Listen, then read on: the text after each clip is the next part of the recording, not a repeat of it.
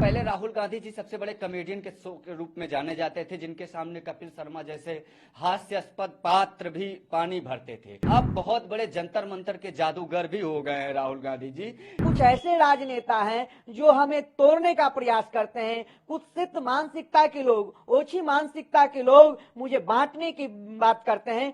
हिंदू बटेगा तो कटेगा, इसमें कोई संशय नहीं है। पहले राहुल गांधी जी सबसे बड़े कॉमेडियन के शो के रूप में जाने जाते थे, जिनके सामने कपिल शर्मा जैसे हास्यास्पद पात्र भी पानी भरते थे। लेकिन अब बहुत बड़े जंतर मंतर के जादूगर भी हो गए हैं राहुल गांधी जी, कि एक पेटी लेकर आते हैं और उस पेटी से 2-3 फोटो निकालते हैं। और ये ऐतिहासिक काम है, जादूगर हैं वो, एक अच्छे जादूगर की तरह वो प्रस्तुत होते हैं। बावजूद इसके कि जो माननीय प्रधानमंत्री नरेंद्र मोदी जी ने कहा है, एक रहेंगे तो सेफ रहेंगे, और जब सेफ रहेंगे तभी हम अखंड भारत की कल्पना कर सकते हैं, हम जो है अक्षुण्ण भारत की कल्पना कर सकते हैं, एक राष्ट्र और एक कानून की कल्पना कर सकते हैं। हमारी एकता में ही हमारी अखंडता छुपी है।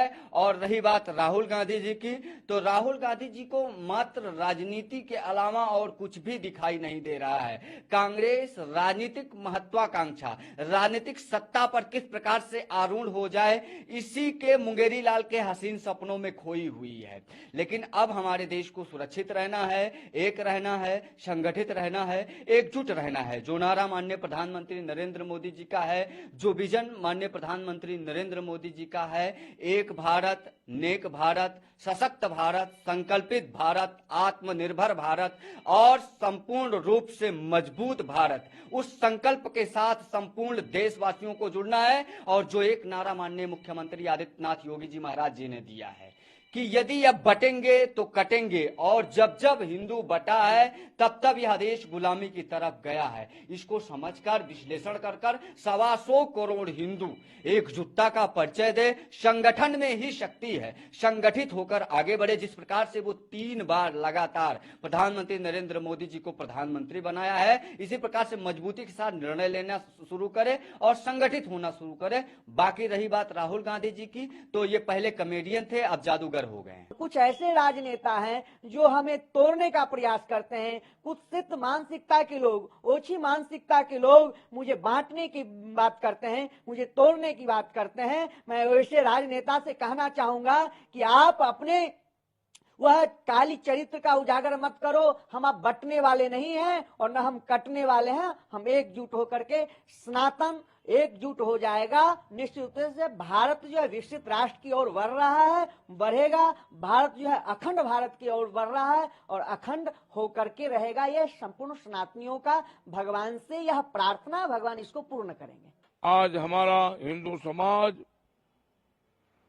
जातियों में बांट दिया गया। इस राजनीतिक लोगों ने जातियों में बांट दिया, क्षेत्र में बांट दिया, वर्ग में बांट दिया, सबको अलग अलग करके जातिवाद की राजनीति करके और देश को बांट करके देश को पुनः गुलामी के कगार पर ले जाकर के खड़ा कर दिए हैं। इसलिए योगी आदित्यनाथ ही नहीं, देश का प्रत्येक हिंदू अब ये कहेगा कि हम बटेंगे नहीं, हम डटेंगे, हम इस देश को पुनः गुलाम नहीं बनने देंगे। क्योंकि आज बटने का ही परिणाम ये है कि आज लोग कह रहे हैं कि 15 मिनट के लिए पुलिस हटा ली जाए तो हम बता देंगे। तो ये कहां से आई सोच? ये सोच वहीं से आई जहां से लोगों ने समझा कि हिंदू बटा हुआ है। और जब हम बटेंगे नहीं तो निश्चित बात है हम अपनी सनातन परंपरा को कायम रखेंगे।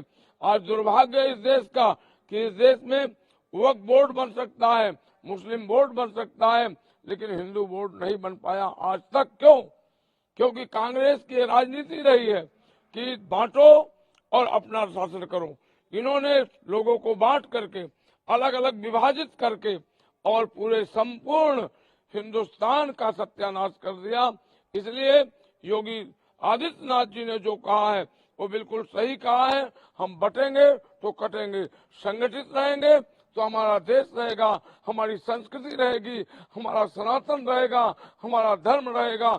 इसलिए अब हमें बटने की आवश्यकता नहीं है। एकजुट होकर के ऐसे अलगाववादी लोगों से मुकाबला करने की जरूरत है।